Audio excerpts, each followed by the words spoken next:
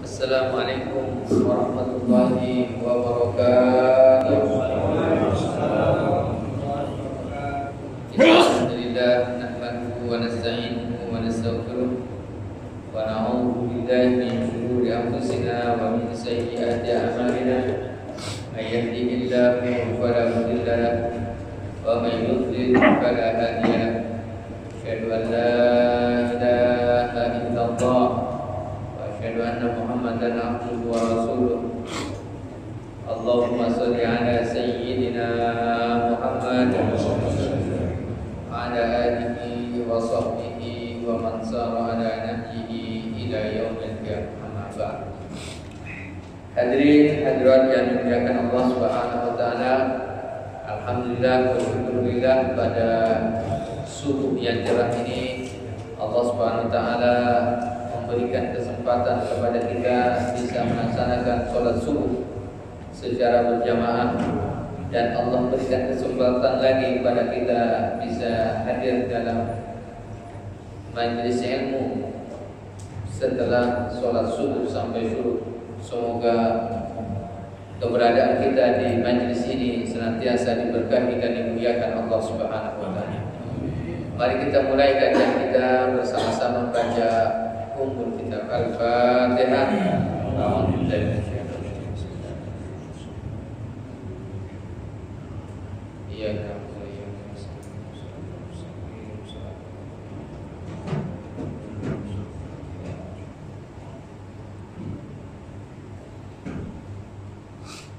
Bapak Ibu yang berbahagia, kita akan lanjutkan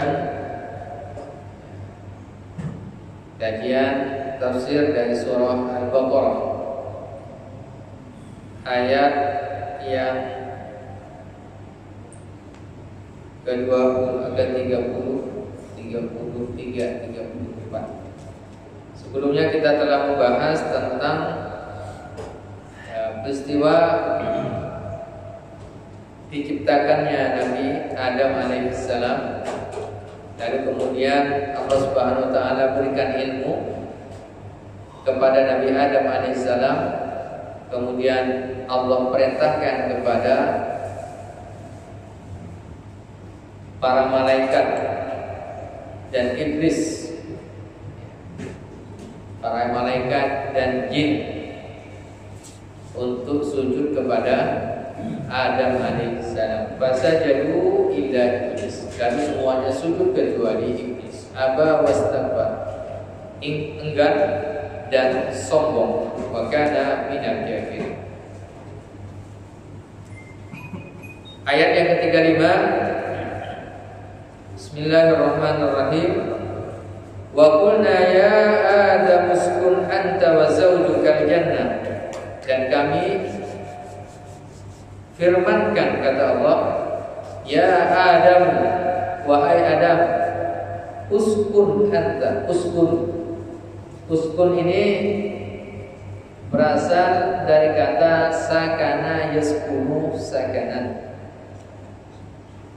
Sakana artinya asalnya nih, ya, tenang. Kalau dari ilmu tajwid itu kan ada istilah harokat sukun. Sukun ini artinya berhenti. Jadi huruf ini tak bisa dibaca. Sukun. Nah, dalam masalah ini sukun artinya apa? Dan nanti diterapkan ada kata daripada itu ada kata sakinah. Kalau sakana yaskunu bertempat tinggal. Kalau sakana yaskunu maknanya bertempat tinggal. Kalau istilah sukun berarti apa? Huruf itu tetap. A, I, U, A. Nah, dia. Ba, Bi, Bu, Ab. Jadi dia berhenti sejenak. Nah, berarti ini adalah dikatakan sakana, tinggal, ya, sejenak. Nah, maka nanti dalam hubungan suami istri itu disebut dengan sakinah. Nah, sakinah ini apa? Tenang. Sering ada di rumah kan itu ya.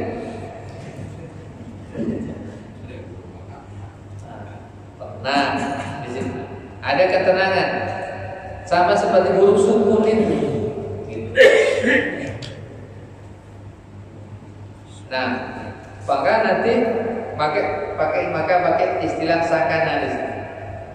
Nah, maka nanti hubungan suami istri pun sakinah, tenang, damai, seperti huruf sukun. Gitu. Tidak bisa dibaca a i u kan gitu ya. Tenang. Itu disebut dengan sakan. Nah, Allah Subhanahu wa taala perintahkan pada Nabi Adam alaihissalam, uskun, tinggallah, damailah, kan itu ya. Tinggal dengan damai, dengan penuh dengan kemesraan. Uskun, anta, engkau. Ini uskun sudah ada domir anta sebenarnya, tapi nanti disebutkan lagi antanya. Ini sebagai takkid dan sebagai penguat. Wa zawju kal jannah. Zawju, az-zawju itu maknanya adalah pasangan. Nah, maksudnya adalah istri beliau. Wahai Adam dan istrimu, gitu. Uskun anta, tinggallah engkau, al-jannata, di surga. Jannah ini apa? Jannah ini berasal dari kata ya, banyak padanannya, mustaq atau istiqoq. Jadi dia sesuatu yang menutupi. Jannah itu sesuatu yang menutupi. Para ulama mengatakan di antaranya kenapa disebut jannah, karena menutupi pohon-pohon yang begitu rindang. Nah, itu kan kemudian menutupi surga. Maka nanti dari kata jannah ini ada al-jinnu, jin. Berasal dari kata itu juga. Jin, al-jinnu itu adalah yang tertutup. Jadi mata manusia tidak bisa melihat jin karena tertutup. Dari kata ini juga muncul nanti kata janin, al-janin. Janin, bayi yang ada dalam rahim. Itu tertutup juga, tertutup dengan kafir. Lalu kemudian ada kata majnun. Majnun itu apa? Gila. Kenapa disebut gila? Karena akal sehatnya tertutup. Nah, ini dikata jannah. Nah, maka al-jin itu disebut tertutup juga. Maka nanti ada al-jannah. Jannahnya banyak tertutup dengan berbagai macam kenikmatan. Nah, di antaranya adalah banyak pohon-pohon. Yang bagus ketika ya, kalau ada tempat tinggal banyak pohonnya. Cakep ya. Kan?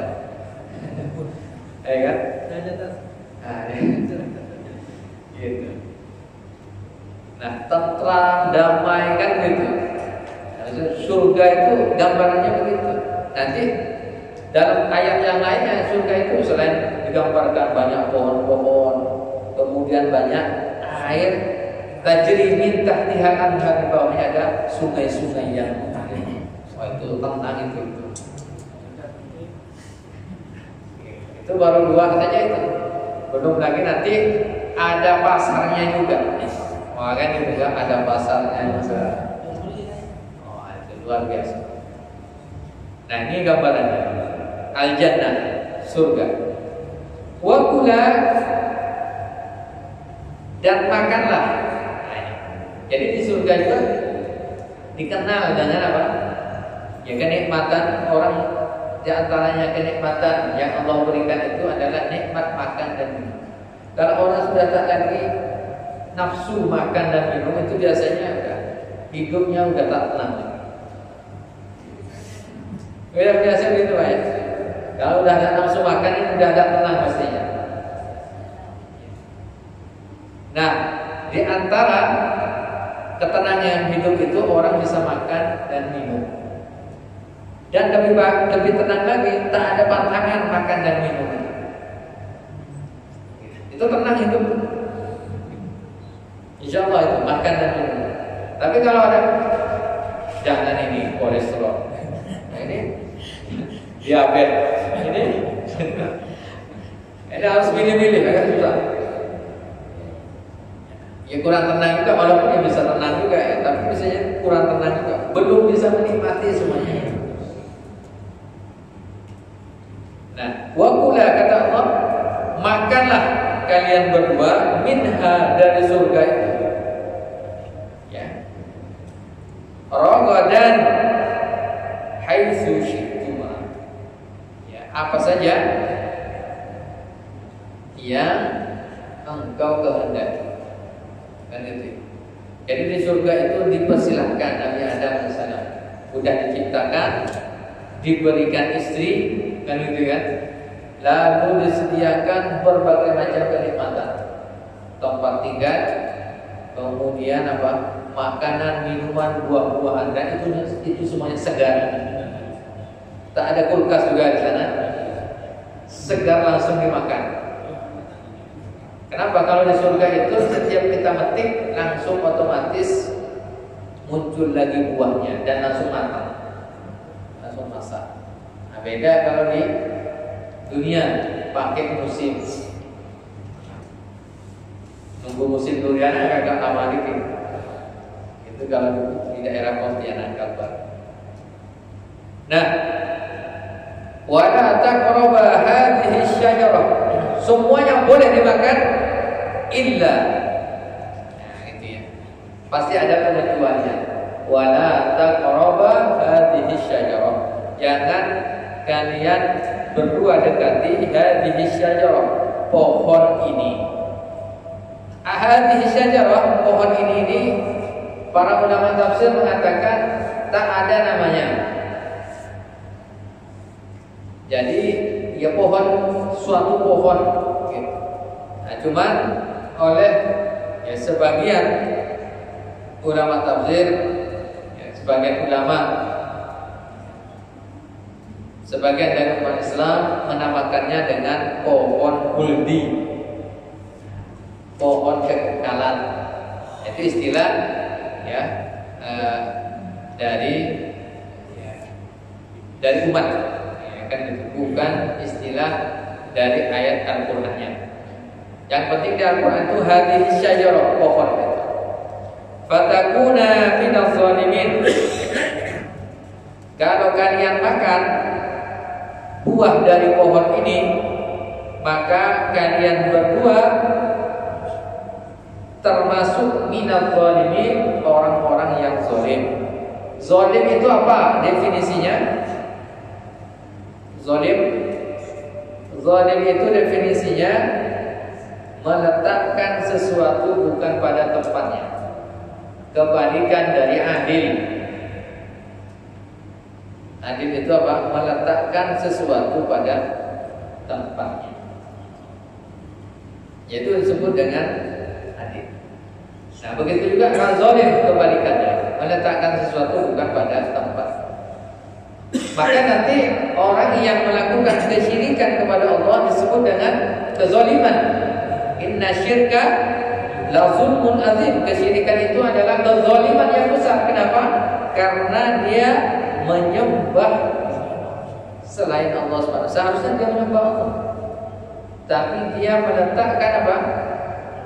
Sesembahannya itu bukan pada tempatnya. Seharusnya yang dia sembah itu adalah Allah Subhanahu. Maka disebut kata zulmun azim. Begitu juga, nah, kalau keadilan itu disebut adil, itu meletakkan sesuatu pada tempatnya. Dan adil itu tidak mesti sama. Adil itu tidak mesti sama. Contoh misalnya kalau kita punya anak, lalu kita berikan uang jajan. Nah, bentuk keadilan kita adalah ada anak kita yang sudah mahasiswa, ada kelas 2 atau kelas 2 SMA, ada yang kelas 2 SD, ada yang TK. Kira-kira ngasih uang jajannya sama atau beda? Beda. Nah, kalau beda apakah adil atau tidak? Disebut adil. Kenapa? Karena sesuai. Tak mungkin uang jajan, nilai uang jajan yang diberikan pada anak mahasiswa atau anak SMA itu sama seperti anak TK. Pemberiannya tak mungkin. Nah, malah zalim. Nah, maka adil itu meletakkan sesuatu pada tempatnya. Nah, disebut dengan adil. Nah, ketika ada larangan Allah Subhanahu wa taala, maka hendaknya dijauhi. Kenapa itu? Karena kalau dilakukan larangan itu bukan pada tempatnya untuk dilakukan, maka dia termasuk orang yang zalim. Maka nanti dalam ayat yang lain disebutkan ada orang yang tipe manusia yang zalimun li nafsih. Ada orang yang zalim pada dirinya sendiri.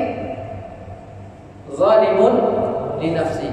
Zalim pada dirinya sendiri. Apa bentuk zalim pada dirinya? Adalah orang yang tidak mau melaksanakan ketaatan kepada Allah. Nah, yang dilakukan adalah kemaksiatan. Nah, sedangkan kemaksiatan itu dilarang oleh Allah, maka dia sebenarnya telah melakukan kezaliman terhadap dirinya.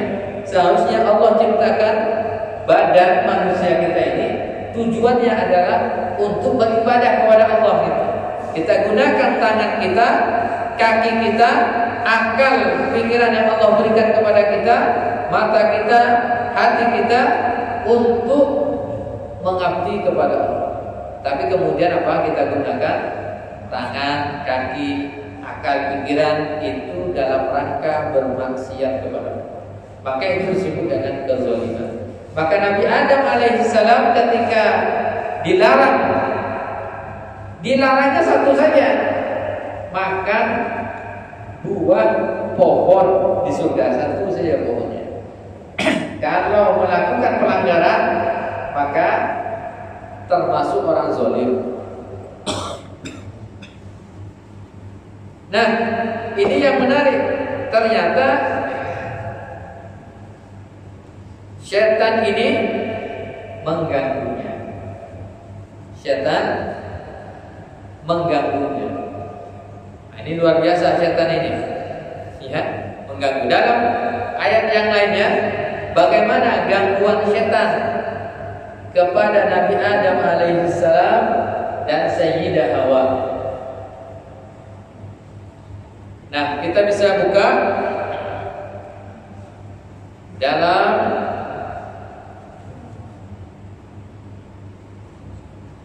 surah Al-A'raf ayat 21.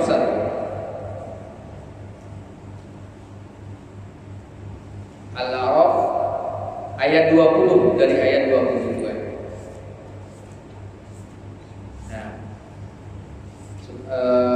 lebih ini dalam surah Al-A'raf ini lebih lengkap lagi. Kita buka dari ayat yang ke-11-nya itu. Surah Al-A'raf.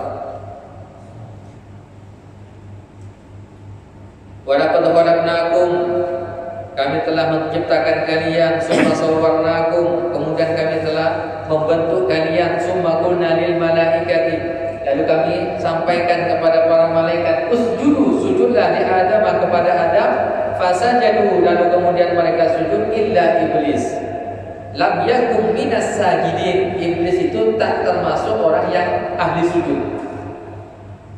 Jadi memang sujud itu tanda orang itu taat atau tidak. Nah, salah satu ibadat yang tak pernah serupai oleh ibadah-ibadah yang lainnya adalah sujud dan rukuk. Singkatnya ayat yang ke-12. Qala ma mana'aka an alla tasjuda id amartuk. Apa kata Allah? Ini Allah berdialog kepada iblis. Padahal iblis sudah ingkar. Apa yang menghalangimu untuk sujud? Id amartuka, ketika aku perintahkan kepadamu. Qala ana khairun minhu. Dia mengatakan saya ini lebih baik daripada Adam. Khalaqtani min nar engkau ciptakan aku dari api, wa khalaqtahu min tin, dan engkau ciptakan Nabi Adam itu dari tanah. Nah, kemarin sudah kita jelaskan. Maka kemudian apa? Respon dari Allah Subhanahu wa taala, qala fahbit minha. Keluar, turun. Ya, kalau bapak tanya begitu turun, langsung turun. Sama seperti apa? Pesawat landing. Cepat. Artinya apa? Disuruh keluar dari surga cepat-cepat. Diusir berarti kan? Diusir bahasanya. Langsung diusir. Fama yakunu laka an tatakabbar fiha. Engkau tak layak takabur, sombong, kata Allah Subhanahu wa taala. Fakhruj, keluar, tambah lagi keluar dari surga. Innaka minas shagirin, kamu ini orang yang shagir itu kecil, hina, dihinakan oleh Allah Subhanahu wa taala, dilaknat oleh Allah. Tapi iblis ini masih nyaut lagi. Qala anzirni ila yaumi yub'atsun. Ya Allah, kekalkan aku sampai hari kebangkitan. Minta dipanjangkan umur. Iblis ini memang iblis itu luar biasa. Sudah dilaknat oleh Allah, tapi masih dianggap. Dan lebih hebat lagi, Allah Subhanahu wa taala menjawab. Kan enggak langsung ketuk palu, enggak usah lagi kayak ini kan. Tapi Allah dengan Maha Rahman dan Rahimnya masih mau berdialog. Maka umat Islam seharusnya juga harus lebih terbuka dan dialog dengan siapa saja. Kalau Allah mau berdialog dengan iblis, apalagi kita dengan mungkin ya kita jangan dengan iblis, tapi dengan agama lain terbuka dialog. Nah, ini adalah bagian dari rahmat dan rahmatnya Allah. Minta kepada Allah, ya Allah, kekalkan umur saya sampai hari kiamat. Lalu dijawab oleh Allah, qala innaka minal munzirin. Baik, masyaallah. Engkau termasuk orang yang ditangguhkan umurnya sampai hari kiamat.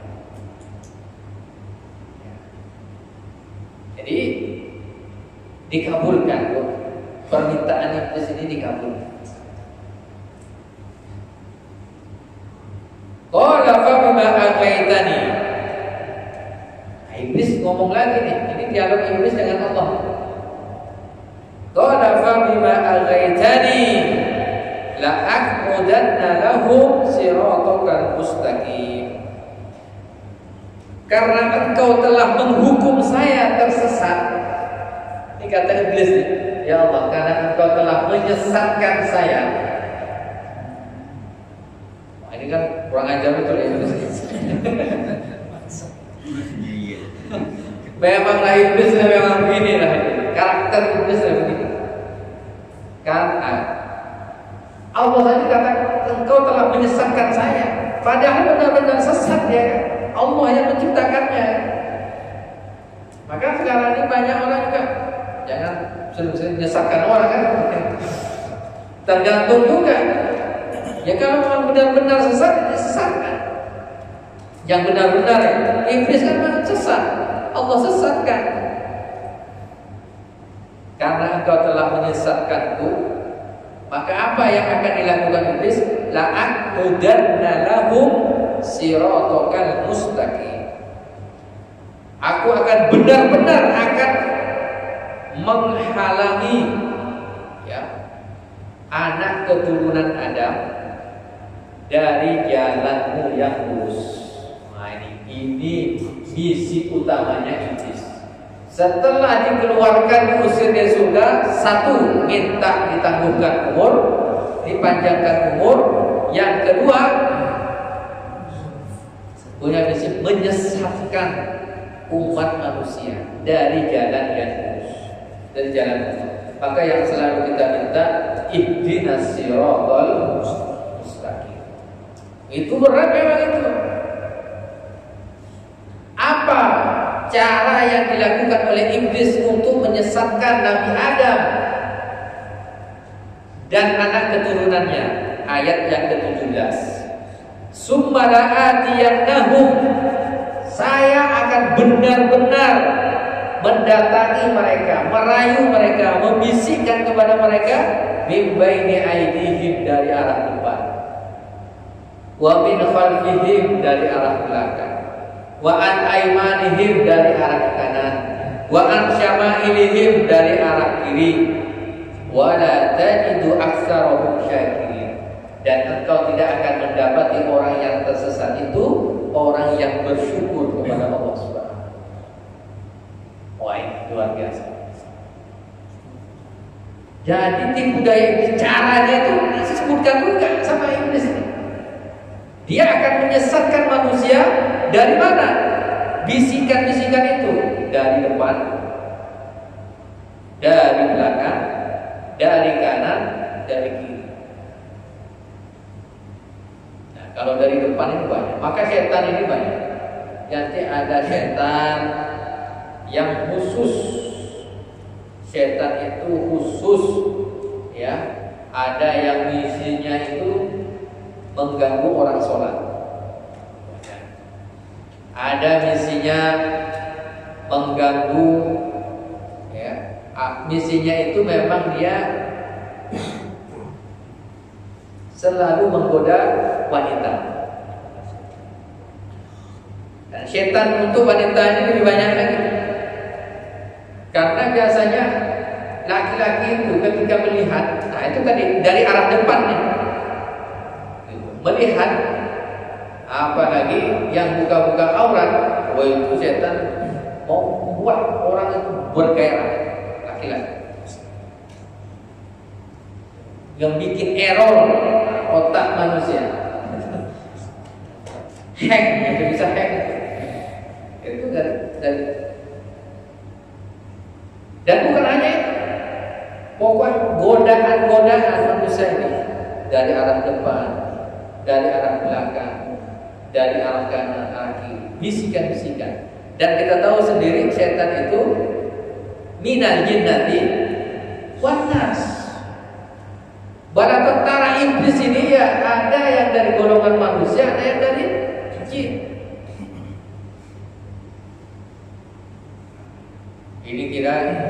Ini sulit nih. Musuh kita jelas ini, setan iblis ini. Dan dia telah memproklamirkan dirinya menjadi musuh. Dan nanti hasilnya itu apa? Wala tajidu aktsarahum syakirin. Orang tak banyak bersyukur. Nah, ini banyak. Maka wa qalilun min ibadiyas syakur, dalam ayat ini disebutkan sangat sedikit hambaku yang bersyukur. Maka manusia biasanya dikasih kehidupan oleh Allah, tak mau bersyukur. Nah, cara bersyukur bukan hanya mengucapkan alhamdulillah, tapi apa? Diberikan kehidupan, ya, maka dia ibadah kepada Allah. Karena Allah yang memberikan rezeki kesehatan pada dia, yang memberikan ya nyawa kepadanya, yang Allah SWT yang memberikan kita kesehatan, tapi lupa kepada Allah. Kan yang tidak bersyukur berarti kepada Allah SWT. Kan itu. Maka syukuri, ketika kita bersyukur kepada Allah, Allah akan menambah nikmat. Tapi tadi kalau tak bersyukur kepada Allah, Allah akan azab. Hanya ke atas yang tidak ada, tak sanggup setan. Depan, belakang, kanan, kiri itu diganggu. Bawah tak ada. Atas dan bawah. Kenapa? Jarang sekali orang itu tunduk ke bawah.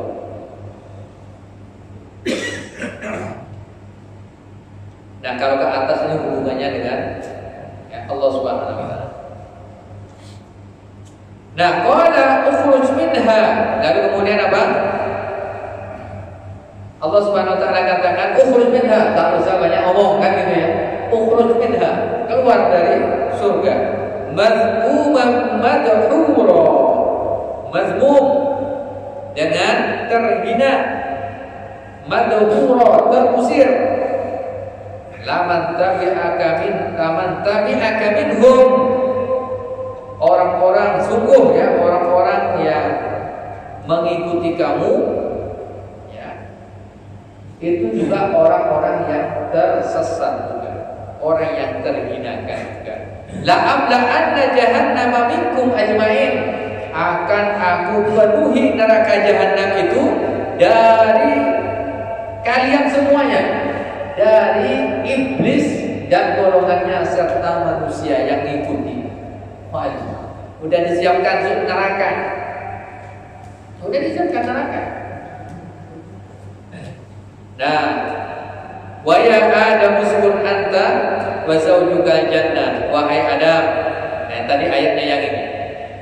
Tinggallah kamu wa zawjuka jannah, dan istrimu ya, di surga. Fakula min haitsu syi'tuma, makanlah sesuai dengan apa yang engkau inginkan.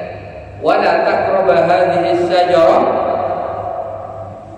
jangan dekati pohon ini. Fatakuna minadh dhalimin, kamu akan termasuk orang yang zalim. Nah, ini kemudian apa? Karena tadi sudah diusir, langsung setan beraksi, iblis beraksi. Fawaswasa lahum syaitan. Setan kemudian apa? Memberikan waswas. Ini waswas, ini bisikan-bisikan. Memberikan bisikan-bisikan. Nah, itu tujuannya tuh. Mau sholat, nanti muncul bisikan. Oh, kayaknya bisa pak sholat di rumah. Sudah azan, nanti munculkan bisikan. Nanti aja, ya kan? Masih lama waktunya, kan itu kan? Pas subuh azan, kasih ini nih, masih ngantuk, gitu. Lalu kemudian ada infak atau apa? Setan bisikan. Nanti ini gimana? Ini gimana? Bisikan itu bisikan. Melakukan kebaikan, tak usah, masih banyak orang melakukan kebaikan, nanti aja lah. Ini bisikan-bisikan setan. Nabi Adam itu diwaswas, termasuk orang yang berwudu, sholat itu waswas. Allah, Allah, Allah, Allah, Allah, Allah, Allah gitu. Dan tidak selesai itu waswas. Wudu juga lama, bisa setengah jam itu ada orang wudu. Mutakbiratul ihram juga sama Allah, Allah. Itu waswas. Itu caranya gampang. Ukur bagian belakang. Allahu Akbar. Lari jenis. Fawaswasa lahum syaitan liyubdiya lahum. Tujuannya apa? Nah, memberikan, jadi setan itu mengganggu, membisikkan, merayu keduanya, Nabi Adam dan Siti Hawa, supaya mereka berdua menampakkan kepada keduanya apa yang tertutup dari mereka. Jadi saat mereka ini diciptakan, Nabi Adam diciptakan, Sayyidah Hawa diciptakan, langsung diberikan pakaian oleh Allah Subhanahu. Dan ilmu berpakaian itu juga telah disebutkan. Ini tadi peradaban manusia ini sudah ada pada zaman Nabi Adam alaihissalam, tadi berpakaian. Pakaian sudah ada pakaian. Peradaban manusia itu dikatakan manusia kan berpakaian. Kalau tidak berpakaian maka sama seperti apa? Hewan tidak berpakaian. Bahkan biasanya lebih syar'i pakaian pocong ya daripada manusia kan gitu. Syar'i itu pocong itu dari atas sampai bawah ketutup semua. Dalam gambarnya. Nah, Tujuannya apa? Kalau dia nanti Nabi Adam maksudnya Hawa ini makan buah itu, maka dia akan otomatis pakaiannya luntur, langsung lepas. Ini yang kemudian apa? Menjadi agenda utama dari syaitan, dari iblis ini. Kenapa? Kalau sudah itu, maka hilang rasa malunya, hilang. Nanti kemudian dia akan merembet pada ketaatan yang lain. Maka sekarang ini juga sama. Bagaimana umat Islam ini jauh dari Allah, jauh dari agamanya? Yang pertama kali adalah yang dilakukan oleh orang yang tidak senang terhadap Islam adalah menjadikan anak-anak kaum muslimin itu tidak paham tentang aurat. Itu dengan adanya muncullah artis-artis yang buka-buka aurat yang jadi tren masa kini. Maka aurat ini luar biasa. Wa qala ma nahakuma, berikutnya bisikan syaitan nih. Ma nahakuma rabbukuma an hadhihi syajarah illa an takuna malakaini aw takuna minal khalidin. Nah, ini syaitan, bisikan syaitan nih. Sesungguhnya Allah Subhanahu wa taala Tuhan kalian berdua nih tidak melarang kalian berdua, sebenarnya tidak melarang, tetap boleh sebenarnya. Nah, ini penafsiran ini bahayanya. Ini orang-orang yang beralim biasanya begitu. Ayatnya benar, tapi pemahamannya yang diselewengkan. Sebenarnya larangan Allah ini tidak bersifat mutlak. Nah, kata dia begitu ya. Tapi dilarang kenapa? Supaya kalian berdua tidak menjadi malaikat.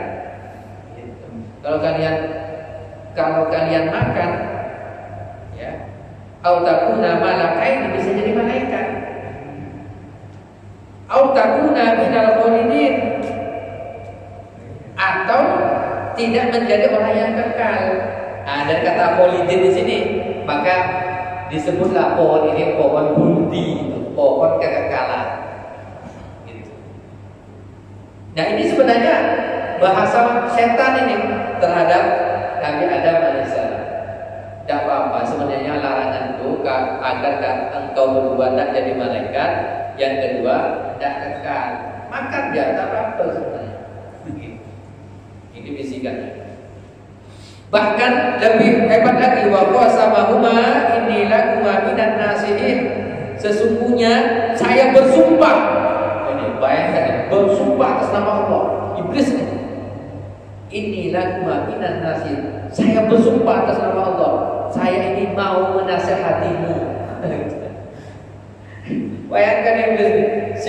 Sumpah ini. Saya pun nasihati kamu. Ya kalau diterima alhamdulillah, kan itu tidak diterima ada apa-apa. Saya itu mau nasihati. Ini yang disebut oleh para ulama kalimatul haqqin yuradu bihal batil. Kalimatnya benar tapi maksudnya itu kebatilan. Orang sekarang ini banyak yang niru cara berpikirnya setan di sini. Ini kita harus begini. LGBT itu harus begini. Itu kan kebebasan hak. Saya hanya nasihati saja, ini kan kebebasan. Oh itu kan. Dia mengikuti iblis juga itu. Yang melegalkan apa? LGBT. Bahkan yang atas nama Allah kan itu, ini kan cinta dari Allah kan itu, dari Tuhan katanya. Sampai bersumpah. Nah, disinilah kenaknya Nabi Adam alaihissalam. Sampai bersumpah kan. Fadallahuma bighurur. Nanti kalau lengkapnya itu sampai datang kemana Nabi Adam, ayolah kan gitu kan. Tak mempan datang ke Sayyidah Hawa, datang lagi ke Nabi Adam. Itu bukan hanya sekali, berkali kan. Ya. Fadallahuma bighurur, terakhirnya. Kemudian ya, syaitan membujuk keduanya memakan buah itu. Falamma dzaqash syajarah, tatkala keduanya telah merasai buah kayu itu, buah dari pohon itu. Dzaqah ini merasa, nyicipi, baru nyicip. badat lahuma sau'atuhuma, ya, maka nampaklah auratnya tadi, auratnya langsung nampak, dan mulailah keduanya menutupinya dengan daun-daun surga. Tadi banyak daun pohon-pohon, maka auratnya langsung daun-daun. Tidak tahu daunnya seperti apa bisa nutupi. Mungkin kalau kita sekarang ada daun pisang, kayak gitu ya, bisa ya. Allah daunnya surga. Nah, yahsifani alaihima min waraqil jannah, langsung ditutup. Wa nadahuma rabbuhuma, dan Allah Subhanahu wa taala kemudian berkata, alam anhakuma antilkuma syajarah wa aqul lakuma inna syaitana lakuma aduwwun mubin. Bukankah aku telah melarang engkau berdua makan buah ini, dan aku telah sampaikan kepada kalian bahwa syaitan itu musuh yang nyata. Lalu kemudian dari situlah maka Nabi Adam dan Sayyidah Hawa dikeluarkan dari surga. Nah, ketika dikeluarkan dari surga langsung Rabbana dzalamna, ayat 23-nya itu Rabbana dzalamna anfusana wa illam taghfir lana wa tarhamna lanakunanna minal khasirin.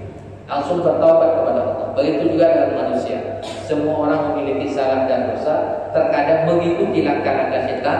Yang terbaik dari mereka adalah seperti Nabi Adam, langsung bertaubat kepada Allah, tak menyalahkan iblis. Ini gara-gara iblis ya Allah, kan itu? Tidak, Nabi Adam langsung mintanya kepada Allah Subhanahu wa taala, kami telah zalim terhadap diri kami ya. Gitu.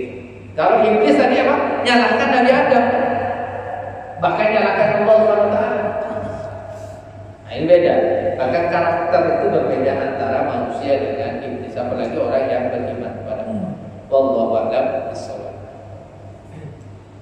Dipersilakan jika ada yang. Assalamualaikum warahmatullahi wabarakatuh. Waalaikumsalam. Pak Ustaz, mengenai pohon, rumah itu akan indah kalau ada pohonnya. Yang saya tanya di sini, pohon yang mana nih Ustaz? Pohon yang tumbuh sebelum kita lahir atau pohon yang kita tanam setelah kita lahir? Sekian, terima kasih. Maaf nih Bu, saya belum nangkap ininya. Maksudnya pohon yang mana ini? Iya. Pohon yang mana maksudnya Bu? Pertanyaan. Tadi kan dikatakan rumah itu akan tenang, akan indah kalau ada pohon, seperti rumah yang dikelilingi sebuah pohon. Oh iya. Pohon apa nih? Yang ditanyakan? Yang saya tanyakan pohon yang mana?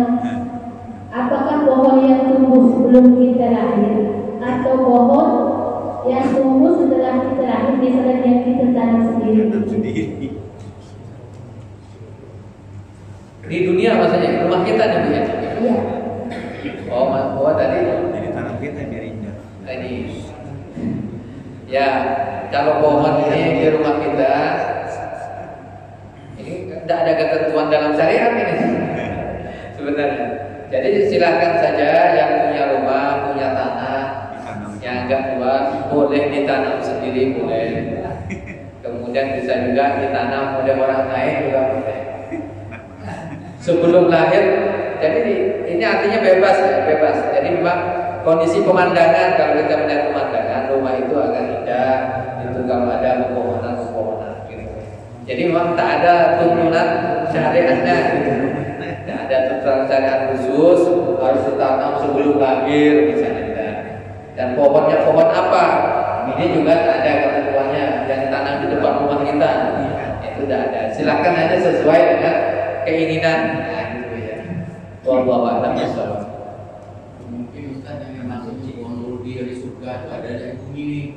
Mungkin itu dari Oh iya. pohon huldi yang dimakan Nabi Adam itu apa ada dari bumi ini? Nampaknya tak ada. Nampaknya tak ada. Karena tak ada di dunia ini, ya, tak ada larangannya memakan buah huldi kan. Saya kan jadi awal kejadian itu sebetulnya kan sudah secara sederhana saja bahwa ada ketaatan dan ada ketidaktaatan. Bahkan sampai diucapkan untuk semua yang masuk ke neraka jahanam. Itu di awal kejadian sudah begitu. Nah, di situ ada unsur Adam bagi manusia yang tunggal dan iblis. Dalam penisbatan bahwa siapa yang menuruti iblis dia akan masuk ke neraka jahanam, baik itu manusia maupun dari itu sendiri. Nah, pertanyaan saya, bagaimana panutan untuk jin muslim itu? Jin muslim itu saja panutannya siapa? Apakah memang yang bersujud waktu itu semua jin yang bersujud hanya iblis atau orang itu yang mungkin yang paling cerdas atau apa, yang paling sombong dan ya yang mungkin tidak taat dan Syukran jazilan. Buka surah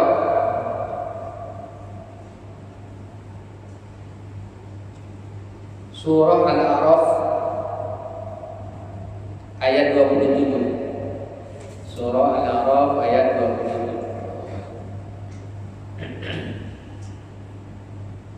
Ya Bani Adam, itu tadi lanjutannya ya. Wahai Bani Adam, la yaftinannakum syaitan. Jangan kalian bisa ditipu oleh setan. Sebagaimana apa? Kama akhraja abawaikum minal jannah, sebagaimana setan itu telah mengeluarkan kedua bapak dan ibu kalian dari surga. Yazim anhuma libasahuma, yang telah apa? Menanggalkan pakaian keduanya liyuriyahuma sawatihim, supaya apa? Ya, aibnya bisa nampak. Innahu yarakum huwa wa qabiluhu min haitsu la tarawnahum. Setan, jin itu apa? Yarakum, bisa melihat kalian. Huwa wa qabiluhu, para jin, para setan, iblis ini bisa melihat kita. Min haitsu la tarawnahum, tapi kalian tidak bisa melihat. Tidak bisa melihat iblis, syaitan. Inna ja'alna syayatina awliya lil ladzina la yu'minun. Apa maknanya? Para jin dan seterusnya itu ada dalam surah Al-Jin, wa anna minnal muslimuna wa minnal qasitun. Ada di antara kami yang muslim, ada di antara kami yang kafir. Jin itu ada yang muslim dan yang kafir. Bagaimana waktu diperintahkan oleh Allah Subhanahu wa taala itu? Maka kalau melihat merujuk pada ayat ini, ada juga yang sujud kepada Nabi Adam. Kan illa iblis, kan? Kecuali iblis. Karena iblis itu bagian dari jin yang fasik. Kan? Nah, bagaimana mereka itu? Ada di antara mereka yang ikut, ada yang ikut syariat. Nah, maka kalau yang kayak di dunia sekarang ini mengikuti syariat Nabi yang telah Allah utus di muka bumi ini. Nah, Nabi Muhammad SAW diutus. Nah, jin itu mengikuti syariat Nabi Muhammad SAW. Bagaimana cara dia belajar? Ya, dia datang ke masjid seperti ini. Ini mungkin ada jin-jin muslim juga. Untung aja tak nampakkan diri dulu. Dia ikut pengajian, gitu. Nah, sedangkan dia tak melihat kita yang tak bisa melihat dia, gitu. Jadi cara nanti antara mereka yang itu datang ke pengajian, nah itu yang mengikuti langkah-langkah setan. Nah itu ya pokok habis. Masih ada? Assalamualaikum warahmatullahi wabarakatuh. Waalaikumsalam. Yang pertama, pertanyaan saya hantu yang biasa disebut. Ini masuk golongan yang Ustaz katakan jin, setan, iblis, atau ada nama tersendiri hantu di dalam Al-Quran. Lalu kedua, ada orang yang bisa memanggil seperti jin, iblis, setan ataupun roh-roh orang lain, Ustaz. Bisa memanggil. Dan ada juga yang langsung tidak dipanggil oleh mereka, dia langsung kemasukan, kesurupan. Nah itu bagaimana itu dilihat daripada hukum yang terjadi pada saat-saat ini yang pernah saya lihat waktu saya masih muda lalu, saya lihat itu bisa memanggil secara khusus, apakah ini bisa masuk kategori sendiri atau lain sebagainya. Assalamualaikum warahmatullahi wabarakatuh. Waalaikumsalam. Ya. Jadi jin, nah jin ini kan ada yang muslim, ada yang kafir. Ya kan? Yang fasik kan ada juga. Nah, kemudian yang fasik ini namanya setan. Nah, di lakopnya itu setan, panggilannya. Begitu juga manusia yang fasik disebut setan. Ya kan? Kemudian dia yang membangkang pertama kali itu tadi iblis. Nah, itu jin. Hantu itu bahasa Indonesia, hantu itu bahasa Indonesia. Dia jin juga. Nah, rata-rata itu jin yang nakut-nakuti manusia. Nah dia biasanya jin fasik lah. Biasanya, nah termasuk nanti korin itu setiap kitanya ada korinnya, itu juga selalu ikut pada kita. Korin itu membisikkan keburukan kepada kita. Nah biasanya kalau ada orang meninggal dunia, lalu kemudian nanti ternyata si A itu kok melihat dia nongkrong di situ, itu bukan rohnya, tapi itu korinnya. Korinnya kan tak masuk kuburan juga ada. Gitu. Nah kemudian terkait dengan orang yang kesurupan. Sebenarnya kalau dalam pandangan fikih, ya, akidah, tak ada orang itu yang bisa menangkap jin, apalagi dimasukkan ke botol. Nih sudah ada di sini. Itu hanya bagian dari atraksi saja. Gitu. Maka ada istilahnya tim pemburu hantu. Itu sebenarnya kalau dalam pandangan para ulama itu tidak ada. Jin itu bisa ditangkap kecuali dia mengubah bentuknya. Karena setan jin ini diberikan kelebihan oleh Allah, bisa mengubah bentuknya seperti manusia. Maka pada zaman Nabi itu dia berbentuk manusia mencuri gandum. Berapa kali ditangkap lalu dikurung. Itu pernah terjadi. Kalau tidak mengubah bentuk. Tapi kalau yang istilahnya memanggil roh, itu udah menyimpang. Malah yang lebih parah lagi roh para nabi dipanggilnya namanya. Hebat sekali dia. Kan ada sekarang. Ada orang ya dukun itu kemudian bisa manggil roh para nabi. Rohnya Nabi Muhammad pun panggilnya.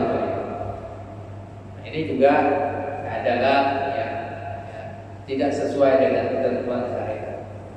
Nah artinya apa? Roh ini urusan Allah. Wa ma utitu minal ilmi illa qalila. Sedikit ilmu kita terhadap roh. Nah maka dalam hal ini tidak ada orang yang bisa menangkap dan syukur. Kalau bisa memang benar-benar anggar itu dia bisa buat kurungan botol besar kan itu jujur masukkan aja semua. Tidak ada. Itu hanya atraksi saja. Kalau orang meyakini itu. Jadi bagi kita tidak perlu meyakini. Wallahu a'lam bishawab. Saya bagaimana dengan kayak pesugihan gitu Ustaz? Contohnya ilmu babi ngepet, kemudian ilmu alasip gitu Ustaz. Itu bagaimana pandangan Islam? Ya, kalau yang jelas kalau udah pesugihan babi ngepet. Nah, itu kan ada yang pesugihan dengan babi, ada yang dengan ular, ada yang dengan burung. Itu banyak tuh pesugihan perantara ini. Itu adalah bagian dari kesyirikan. Itu adalah bagian dari kesyirikan. Bahkan bisa jadi apa? Orang itu bukan lagi masuk ke syirik, bisa jadi murtad. Bisa jadi murtad. Kalau dia misalnya mengatakan kalau udah masuk pesugihan ini tak wajib sholat, gitu. Itu kan menentang rukun Islam. Tak yakin lagi dengan Allah Subhanahu Wa Taala. Nah, artinya minimalnya itu adalah syirik kepada Allah, dosa besar. Orang pesugihan itu.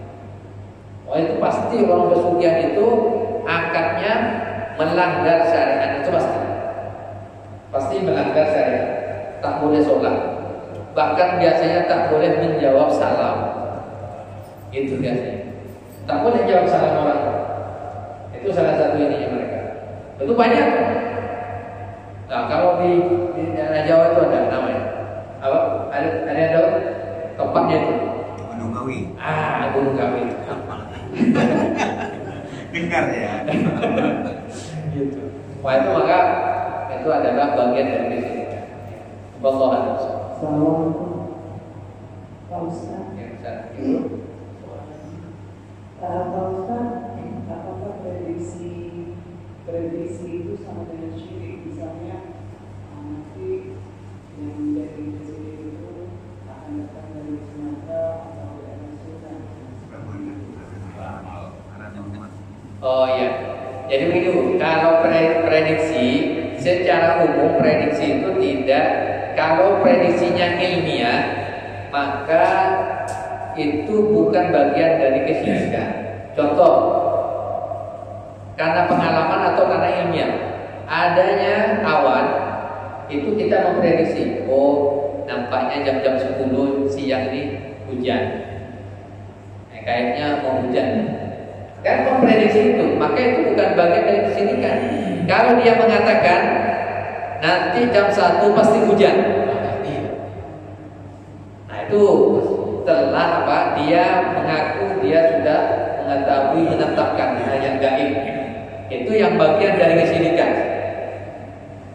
Nah, begitu juga dengan prediksi presiden atau gubernur atau wali kota.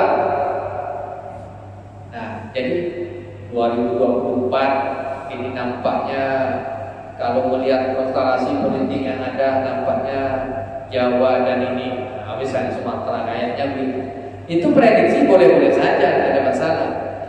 Tapi ketika dia katakan saya sudah menerawang dan nanti presidennya itu adalah orang Jawa dan wakilnya orang Sumatera, nah ini dia adalah kahin, ya, iddia. Jadi ini ngaku-ngaku bisa mengetahui hal yang gaib. Nah disitulah kesyirikan. Padahal yang tidak ada yang mengetahuinya kecuali Allah SWT. Kalau prediksi kan boleh-boleh saja. Nampaknya si A ini nanti keluar dari rumahnya jam 9 biasanya. Kalau dia pastikan itu tidak bisa. Ada satu ini saya tidak bermaksud politik. Ada satu berita testimoni seorang paranormal di Bedul atau Bedul. Itu kemarin menyampaikan aktivitas paranormal yang mau menggagalkan Formula E. Jadi dia cerita kemudian 100 masukan untuk kegagalan dan sampai dia juga menyampaikan bahwa tidak hanya dia, paranormal itu juga melakukan itu kan. Tapi gagal kan, gagal sampai dia itu sampai hampir terancam nyawanya. Dia bingung kenapa bisa gagal kan. Di testimoni itu dia bilang karena mungkin hubungan itu tulus kayak gitu, atau mungkin banyak orang yang mendoakan dia kan, sehingga hampir semua itu gagal kan itu. Nah ini berita seperti ini apakah benar, bisa dipercaya atau gimana? Kalau datang dari dukun tak perlulah kita percaya. Itu prinsipnya gitu. Dan mereka ya bisa aja kalau misalnya memang bisa dia dengan kekuatannya dan seterusnya, orang-orang yang zalim apa semuanya itu bisa di ini kan, para penjajah kan kita seperti itu kan. Nah, itu bisa digunakan, tapi tak pernah terjadi. Ya gitu. Banyak mereka lakukan biasanya kalau para dukun paranormal. Ya bisa jadi. Ya kita itu anda tahu kondisinya kan. Itu untung dia apa menyampaikan itu? Ya. Untung dia apa menyampaikan itu? Untungnya. Kegagalan itu Iya. apa? Tidak tahu juga itu. Pokoknya itu. Baik. Oh masih ada terakhir Pak ya? Ya. Saya juga berpikir itu biasa gini Pak. Apa yang terjadi itu Allah lah yang atur. Gimana pikiran saya? Apa yang terjadi itu memang Allah yang atur. Ya, memang kita keberhasilan itu memang kita usaha. Memang semua Allah yang atur. Iya. Apa bentuknya penyakit dari apa ini? Jadi pada prinsipnya kalau sudah terjadi itulah ketentuan dari Allah. Tapi bisa jadi bukan Allah yang ngaturnya. Jadi misalnya gini, karena dalam ayat disebutkan ma asobaka min hasanatin faminallah. Apa saja kebaikan yang engkau dapatkan itu datang dari Allah. Wa ma asobaka min sayyi'atin famin nafsik. Apa saja yang keburukan menimpamu, maka itu datang dari, tapi itu juga adalah bagian dari takdir Allah. Ya, qadarullah ya. Bukan Allah menginginkan itu ya, nah, gitu. Ya kan beda ini ya. Jadi misalnya kalau ada ketentuannya, kalau rumah bersih, selokan bersih, maka otomatis nyamuk tak ada, ya kan gitu kan? Nyamuk tak ada, bahwa lingkungan bersih. Itu ketentuannya. Nah, ketika lingkungan tidak bersih, nyamuk banyak bersarang, kemungkinan besarnya apa? Dan itu ketentuan. Dan Allah SWT tidak menginginkan orang itu sakit sebenarnya. Nah, kalau ada sakit, ada hal-hal yang buruk itu sebenarnya secara umum adalah ketentuan dari Allah SWT, tetapi pilihan itu dari manusia. Tapi kalau sudah terjadi itu tadi, itu sudah semuanya atas ketentuan Allah SWT. Tetapi di dalamnya untuk menuju itu ada ruang manusia untuk memilah dan memilih. Nah, dari semua ketentuan-ketentuan Allah yang ada. Tapi yang jelas wa ma kana Allahu bidzallamin lil abid, tidaklah Allah menzalimi hamba-hambanya. Tak akan pernah Allah menzalimi hamba-hambanya. Gitu. Allahu a'lam bishawab. Cukup sampai terakhir Pak. Tiga kata antara jin, iblis dan syaitan. Apa perbedaannya mereka? Itu tadi kan sudah kita sampaikan bahwa jin itu ya makhluk yang Allah ciptakan. Bahwa khalaqul jinna wal insa illa liya'budun. Lalu kemudian di jin itu ada yang kafir, ada yang fasik. Nah, jin yang kafir fasik itu adalah syaitan. Nah gitu. Kemudian dari setan ini yang lebih, nah itu membangkang lagi kepada Allah. Nah itu maka namanya iblis yang tertolak. Nah, ini bahan bakunya sama, gitu. Cuma penamaannya ya kemudian beda-beda. Ya, semuanya dari bahasa.